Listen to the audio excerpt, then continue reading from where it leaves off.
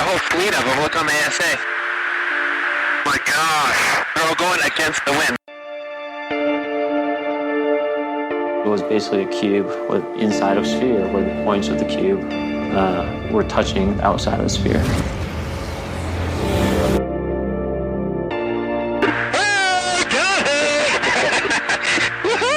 Roger. There's troubleshooting.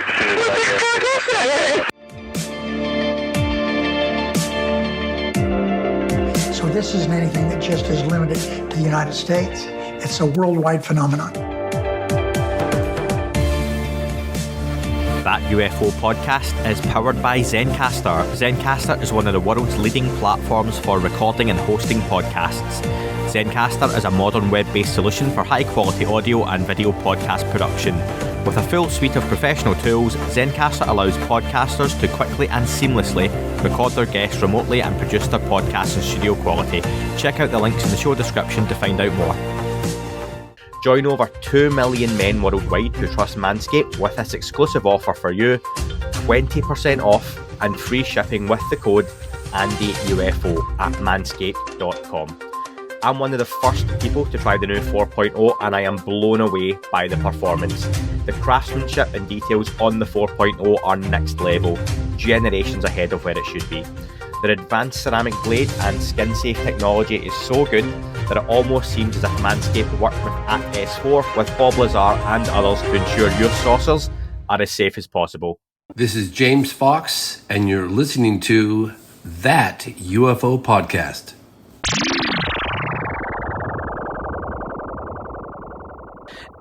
That's probably a nice way to segue into the listener questions, Deborah, because you've brought something up, and my co-host, Dan, who I was talking to him about speaking to you and any questions he wanted me to bring up. And you've mentioned, potentially if more people were in touch or in tune with these abilities, how would it change society for the good or for the better? Now, Elon Musk, he wants to bring out Neuralink, which is a way for us to it's a chip in your brain and it's going to connect us all, and you'll have access to information and sharing. And do you think technology is a kind of bridge between us getting to that stage, or would that potentially be harmful in people accessing these types of abilities? Wow. Well, I'd like to learn more about his idea with that chip. That doesn't sound like something I would ever want to do. Me neither. No. The problem is it's just like anything that has volume. Like your TV is a really cool thing and you like to watch your TV, but sometimes the sound gets turned up way too loud. It's annoying. It is distracting. And, you're just like, turn this off. Same thing with our music, anything we can listen to. And that is really true with telepathy as well. And there are some people, and even moments with myself, I've had there's different levels of telepathy, and telepathy again is like mind-to-mind communication, though the minds might be between two humans, or it could be with a spirit and a human or an alien. I have had what I am pretty sure is alien communications, and those are sometimes like the clearest and the loudest. But every once in a while, I've had some communications that were of a quality that were so clear and loud. I would not want those going through my head at that volume every moment. And it's been interesting to me because, I had this guy who was contacting me, and he was in India, and he was saying that there was another man that he had worked with for a short time who was like psychically attacking him and wouldn't leave him alone, and could I somehow help? Now, when I get an email like that, I have to not make any conclusions. This could be someone, with a mental illness, with schizophrenia. It may be a psychic problem. It might be a combination. So I didn't know. So I said I would look into it and then get back to him. So I'm trying to remember how. I think I just I was about to do a reading for him, where I was going to sit down and tune in and try to see what happened. And as I was tuning in, I started to hear this conversation, and it was so loud. It was like how we're talking, but inside my head. And I was glad I had that, because I had never heard anything so loud and so clear. And I thought, oh my God, this is what he's experiencing, so I knew at that point, even I didn't know why he was experiencing it. I had to do, more further looking into it. But when communication is that loud, if it was ongoing and we couldn't stop it, and I do believe some people suffer from that extent, it would just not be something people would want to experience. But what I've found is that usually when I do get that loud, it doesn't last that long. And really, by ignoring it, that's the thing. So I would say, because I'm sure some of your listeners have had this or will have it, like, especially when we're about to go to sleep, we're laying in bed, we're in an in-between state. That's the state that will oftentimes most likely get spontaneous communications. And so if you don't want the communications, just saying to whoever, whatever is around. And sometimes I think we're just picking up on almost like radio signals. It's not even directed to us. We're just tapping into something. Like in that case, I didn't feel like there was an entity connected to the man. It was, I don't remember exactly what I found, what it was, but I didn't have the sense that something was attacking me, but that I was just plugging into something that he was experiencing between him and this other person. But just when you hear it, to just say like, hey, if something is here right now, I have no interest in communicating with you. I don't wish to engage. Shut up, go away. And then just to both, and I'll even visualize, I'll be like, okay, if there was something around me, like, is it to my right or my left? And then I'll visualize it just like moving out of my house. And then I won't listen anymore. I'll start thinking about something else, or listen to a podcast or something, but just, don't give it any attention. So that's how, or there's like a technique where you can see a dial and turn the dial down, and that will sometimes help too. So getting back to your question, I know I go off onto tangents, That's all right. but yeah, I would not want something inside my head, just like I wouldn't want like someone else to control my TV set to decide, what volume or what channel I'm going to be watching. However, I would say the thing with our intuition is we're not always in control of who's around us and who's louder than other people. And some people are like, I have friends that are healers, and I can feel certain ones, even if I don't want to. Again, if they're thinking of me, I will become aware of them. If they're really trying to get in touch, I'll almost start to like find myself obsessing about them or feeling them physically. And some people just are like louder broadcasters than others, maybe through thought or through their body energy. And so we contend with this all the time around us. Again, most people just, aren't aware of it. But yeah, no to telepathic chips in our heads.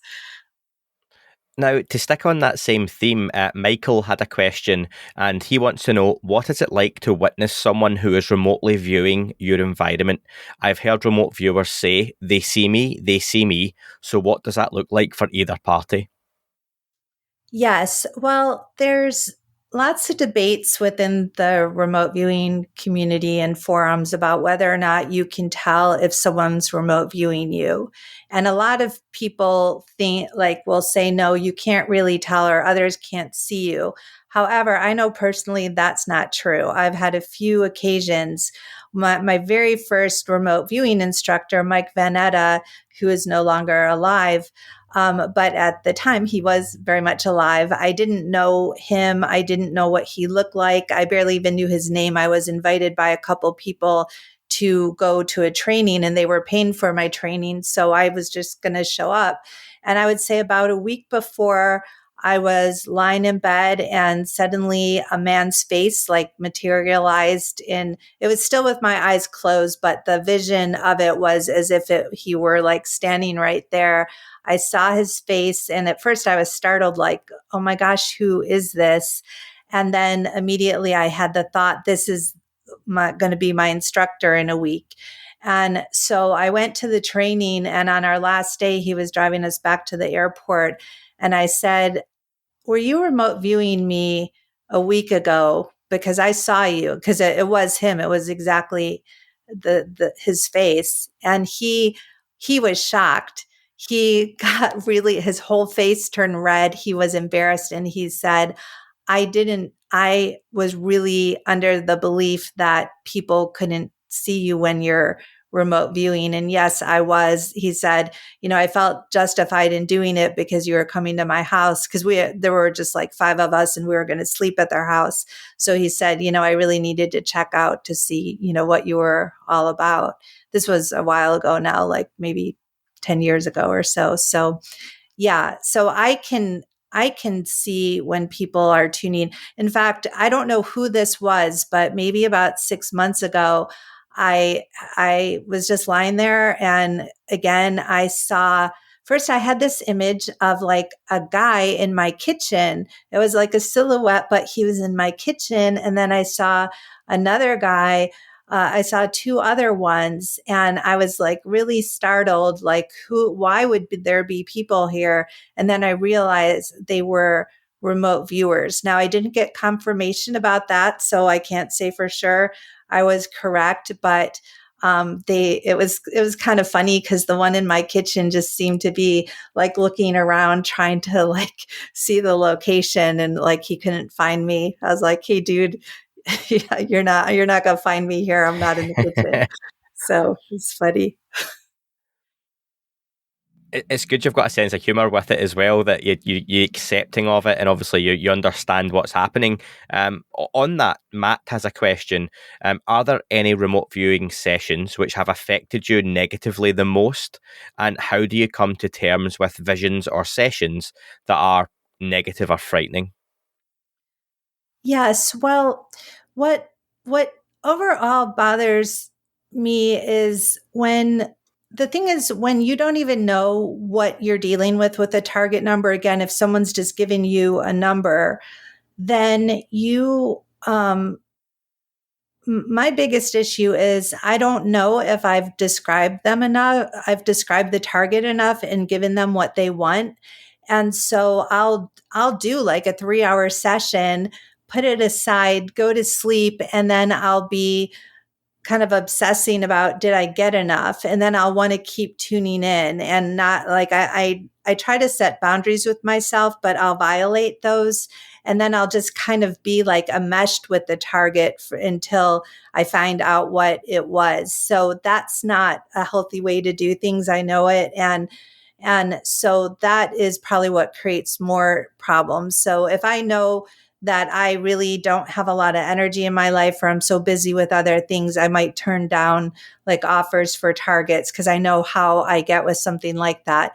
But to more directly, I think what the person was wondering about, like more specific dramatic examples, I did have a case where I wasn't told this, but it turned out to be quite a highly publicized murder that took place in Virginia of a girl that disappeared, and they wanted to know, investigators wanted to know where she was and what had happened. And so I picked up right away. I did see a teenager being attacked. And now what I do is that if I have a target where I start to realize, oh, this is like a murder case or some kind of attack, usually I know from experience that the manager who assigned it isn't really wanting us to describe what happened in the attack. They're more often going to want to know, like, where's the body or where's the person? So I will back away from that. I'm not going to, let myself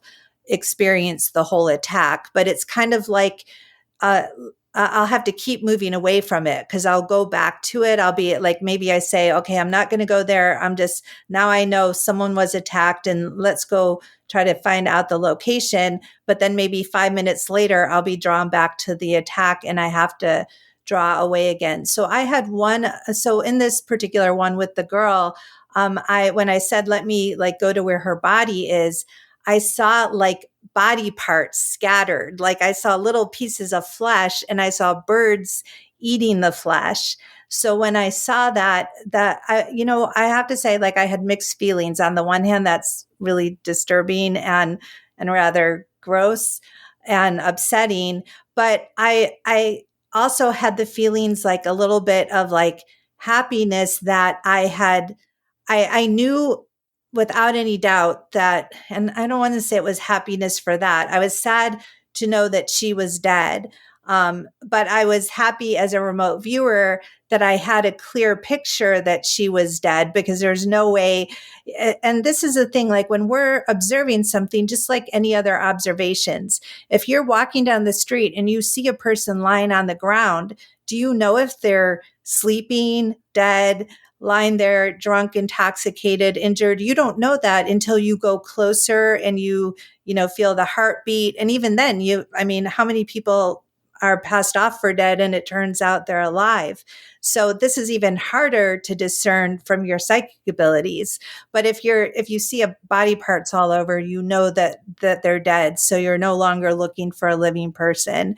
So the interesting thing about that target was, it turned out that the way authorities found her was because neighbors saw all these birds converging in someone's backyard at an abandoned house. So it turned out that her body was lying out on the ground and it had been in different pieces, and the birds were eating the bodies. And that was the way that authorities were notified about it. And that was my exact image in the session. So that was disturbing, but I have to say, I did have a degree of separation. So it wasn't like, probably if I had just walked upon, not probably, absolutely, if I had actually walked upon a scene like that in real life, I would be so horrified and I'd still be traumatized. But it is something that stays with you. And a couple of times I've brought this up to my husband when we were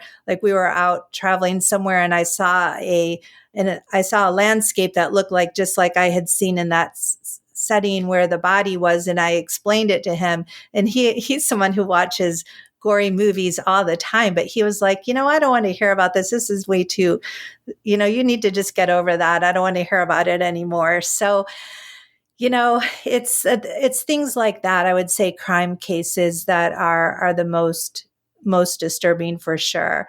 Now, I also was assigned 9/11 to tune into what happened on September 11th with the explosion of the Twin Towers. And again, I didn't know that was the target. I just got a target number. And for that, it was very weird because I was getting airplanes involved flying over a city. And then the next thing I got was people in a stairwell trying to get out of it. And for that, I had such a realistic view of people being trapped in a stairwell and they couldn't get down further. And the weird thing was, at that moment when I saw them trapped, I went totally unconscious. Like I fell asleep, like I lost consciousness, and maybe came to 20 minutes later. And then later, and I wasn't even aware at that time that I was looking at 9/11. I just knew that there was some kind of tragedy in a building with people stuck in the stairwell. So I've always wondered, why at that moment when it was so intense, something had to be going on that actually just knocked me out of consciousness, because that would have been one of the moments where I would have wanted to stay awake in a session. But I do really believe that we have a protective mechanism within ourselves that will shut things down if it's going to be too traumatic to witness. That's a really, really good answer. Thank you for that. Melanie has a question, and you made a comment previously, Deborah, and I was definitely going to come back to it. So, any listeners who were shouting or screaming at the podcast at the time, I am bringing it back up. You mentioned alien communications being some of the clearest you've received. Now, Melanie is asking, are you familiar? I mentioned him before, of Dr. Simeon Hine. Yes, I know him quite well. I've Yeah, hung out cool. with him several I times. thought you might have. And she wants to know, like, people like Dr. Simeon Hine have, or Sim, I just call him Sim as well, like, not best mates, but I've spoke to him a few times. He has said before that aliens are here and all around us. Now, is that a concept that you would also subscribe to? And just talk a little on the alien communication side of things that you've had previously. Sure. Yes, they are. I don't know if they are physically right there, but they are absolutely on a consciousness level right there. And I say that with such high confidence because I've had them appear to me when I least expected it. I was like not doing anything that had to do with aliens. In fact, for many, many years, I like the whole topic just totally terrified me. So I could not even I would not read a book on aliens or UFOs. If I saw them in the bookstore, I just didn't even look at the book covers. I just walked away. But the very first time I became aware of one, I was doing a reading for somebody, and it was just on like some childhood problems he had. And suddenly something switched, and I had this image, and I thought I was like looking at some weird kind of furniture. Like I was like, oh, it seems like suddenly I have this vision of this like outdoor furniture in a shape I've never seen before. I don't know what this has to do with what we were talking about. And then suddenly it switched in like this full blown image of like a gray alien was suddenly like right there. It would be like if you were watching TV, how, you know, you're just watching a show, and if the actors turned to you, like they turned their head and looked at you and said, "Hey, Andrew, you know, hey, I'm right here." So it's like your TV talking to you, but it was my clairvoyant image, and it was this very menacing. Like I immediately felt like I do not like this guy. He was a gray, menacing eyes, and he just said like telepathically, like, get out of here, you're not supposed to be here. And so that was my first, and I was like, okay, I don't know what's going on here, but I don't need to push this. Let's just end our whole session here. I was almost done with my client anyway. So we just ended things. And then my second time that happened, I had been living in the Philippines, and I was actually pregnant at the time and didn't know it yet. I was just like maybe 4 weeks pregnant. We were in this, my son's father was an acupuncturist, and we were traveling to these remote regions to heal people who didn't have access to medical care. And we spent the night in one of his clients' empty homes in the mountains. And I would say I went to sleep not feeling too well.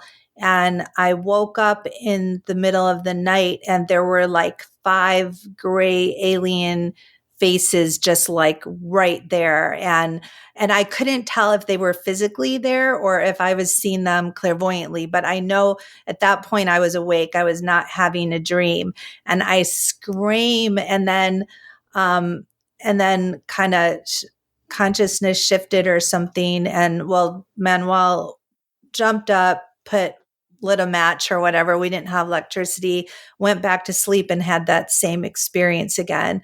So those were a couple early ones, but I'll just share most recently. So we were moving to a new house. I now live in Mapleton, Oregon, and we were moving to a new house. And one of my students, who has like just crazy accurate dreams of the future, she wrote to me saying that she saw this alien standing outside my house, but it was a different house. She didn't know I was moving. She said, it's not, because I used to live in the desert in California. And she said, it's not your desert house, but I just had a dream of you at a different house. And there's this big light outside the garage. And I see this giant alien just like standing under the light staring towards the house. And so she had that dream.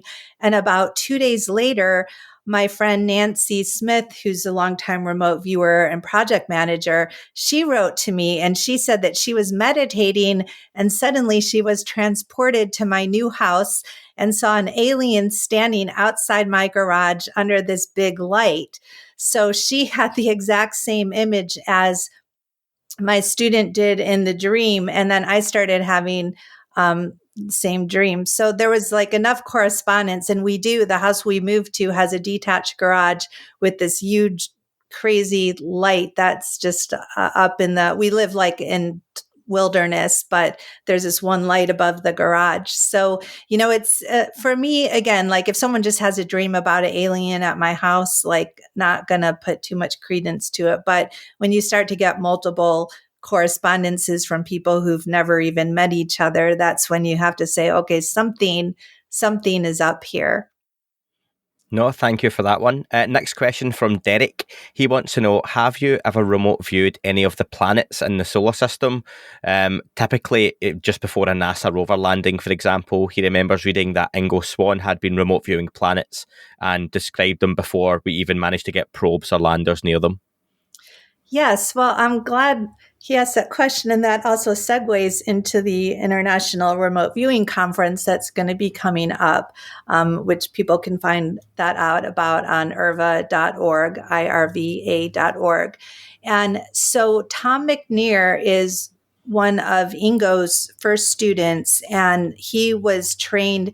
Ingo had developed a training program, but it was always in a process of development with different stages. And his training was called controlled remote viewing. And so this was going back into the 1983 or so. Tom McNair was his longest time student and just had so many incredibly great, he would just name the target, like very obscure targets, and just did so well. And he was an intelligence officer in the US military up until just a couple years ago.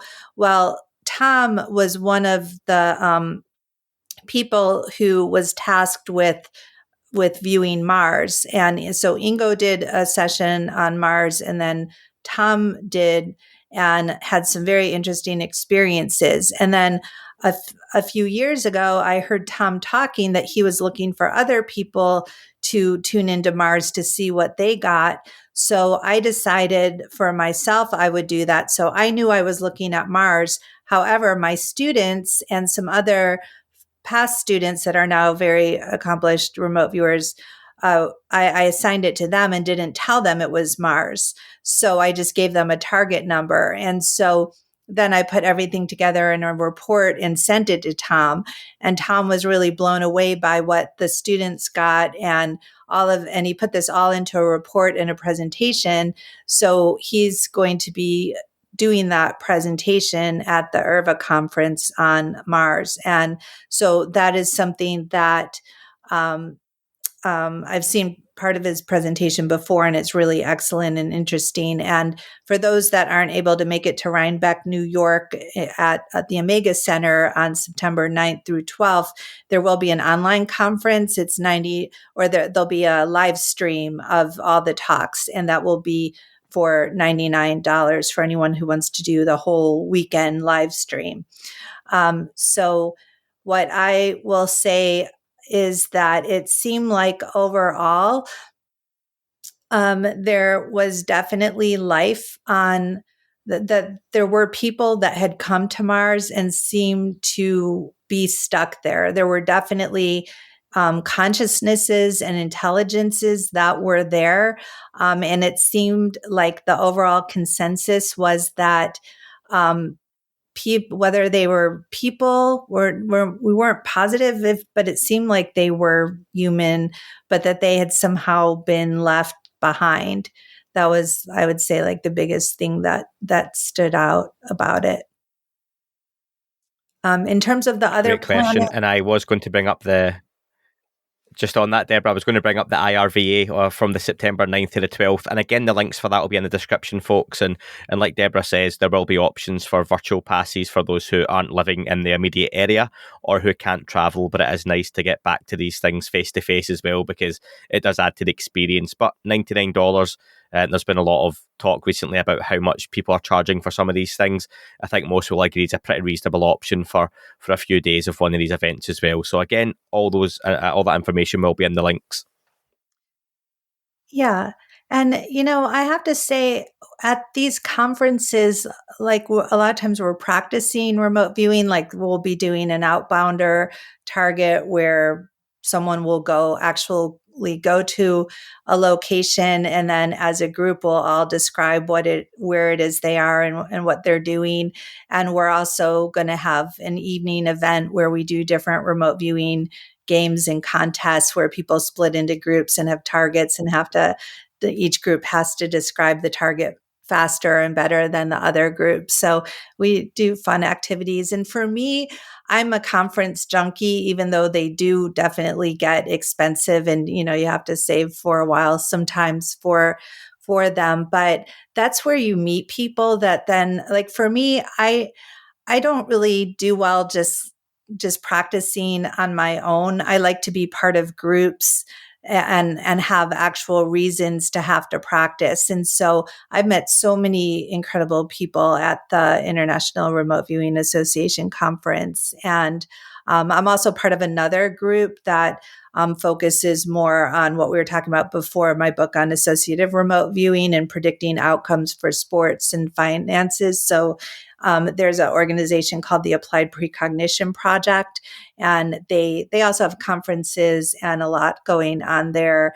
But they're again, like not just about any topic. They're very more specific about doing remote viewing for those purposes. But I would just say that anyone who's interested in these topics, like there's, different remote viewing forums, like Facebook groups. There's a large subreddit group of remote viewers of over 45,000 people. Although if you want to really like learn from people who have been doing this for a long time, I would say look on Facebook, the remote viewing groups. Like there's one group that's 10,000 people, another group, Daz Smith runs a group that's 5,000 people.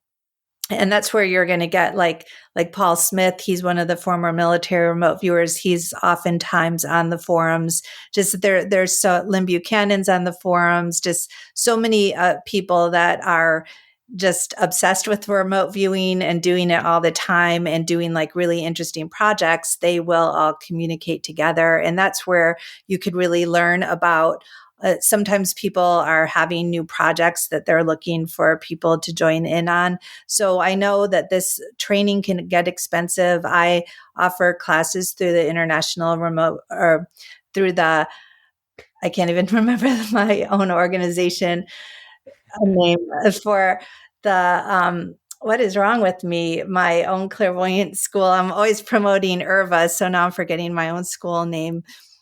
International School of Clairvoyance. And I have a remote viewing class starting in October for 12 weeks. And, the reason why these classes are more expensive is because it takes a lot of time to work individually with students. Like even though you're in a group, you're communicating with students in between the classes. You can only teach so many classes a week. And especially with remote viewing, it's really labor intensive because, it's like grading papers. You've got to see all the written work and be just in constant communication with your students. So that is why training is expensive, but I don't want anyone to think that they need to, have to pay for expensive training. There's books, there's video, there's, options like the live streaming for the upcoming IRVA conference. So there's so many ways to get training in these areas if you want to. What I find oftentimes is most lacking is not money, but is in discipline and is in people willing to put in the time. So there are very accomplished remote viewers. Like I mentioned, Daz Smith, he runs crypto viewing right now, and he's got some really big remote viewing websites and also UFO websites. And he's basically self-taught. Like he might have gone to I think he went to a 3-day workshop like 2 decades ago, but he trained himself, and he trained himself by just going out and talking to everybody who does this and practicing. He's done like thousands of remote viewing sessions. So that's the thing. If anybody really wants to learn this, they can, but they've got to practice. And that's what's oftentimes lacking. It's easy to talk about these topics. It's a lot harder to just actually get yourself to be disciplined, sit down and practice. And on that note, I have a set of practice targets available to the public. If you go to remoteviewing.net, you're going to find all sorts of practice targets. So you can just sit down with a piece of paper, choose one. You'll see a target number, it'll say location number 1 or object number 1. And then you can just see what you get, put it down on paper. Remember, always sketch. And then you can go back and look at your feedback. If you do 10 of those, you're going to train yourself. You're going to learn what worked, what didn't work. So practice is the key. And that's the thing that even in my classes, I might have 10 students and 4 of them will practice and they'll get through the 12 weeks and just be totally amazed at their progress. The other students, maybe they didn't practice and, they don't get anywhere. No one can do that for a person. They have to do it for themselves. And I'll make sure all those links again are in the description. I've been taking note of them as Debra's mentioned them as well. So I think I've managed to keep up, Debra. Listen, we'll leave the listener questions there. Debra is going to stay with me for a little bit more time. And over on the Patreon and Apple Premium subscriptions, there'll be a little bit of bonus content with just a few more listener questions as well. But Debra, we're going to leave it here for this portion of the show. So how can people follow you? And obviously you've discussed your work there as well. How can they get in touch? Yes, I would say the best way is to check out my website, Debra Katz, DebraKatz.com. Excellent. And remember, that book is available now through Amazon and other book publishers. That's Associative Remote Viewing, The Art and Science of Predicting Outcomes for Sports, Politics, Finances, and the Lottery. Good speaking with you, Debra. Thank you. That is all for this week's show. Thank you very much for listening. Please remember to leave the podcast a review on your chosen platform. You can retweet and subscribe. That would all be very much appreciated. The shows are being uploaded onto YouTube as we speak more and more. You can sign up at patreon.com/thatUFO podcast to access the shows ad-free as well. Please get in touch on Twitter, Facebook, Instagram, That UFO Podcast. Of course, on Twitter, it's at UFO UAPAM. And again, folks, as always, keep looking up. You never know what you might see.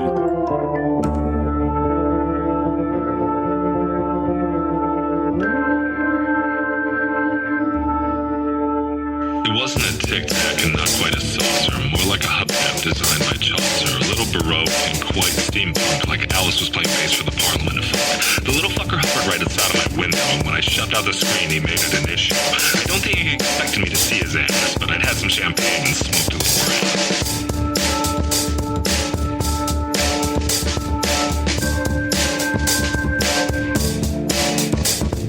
Meditative gamma state full on meta. You can't imagine how it could have been any better. I got to the top of the stairs and there he was. I'm like, you awake? I was about to abduct you, cuz.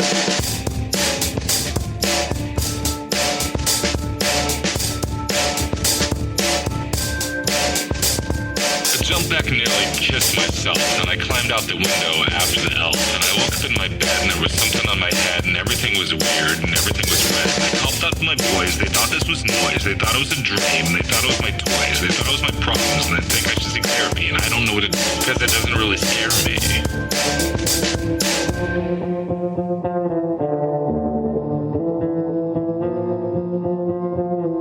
If you really want to know who I think I be, I think it's you and me and us and we and him and her and that and she and that thing over there and what's that, Jake?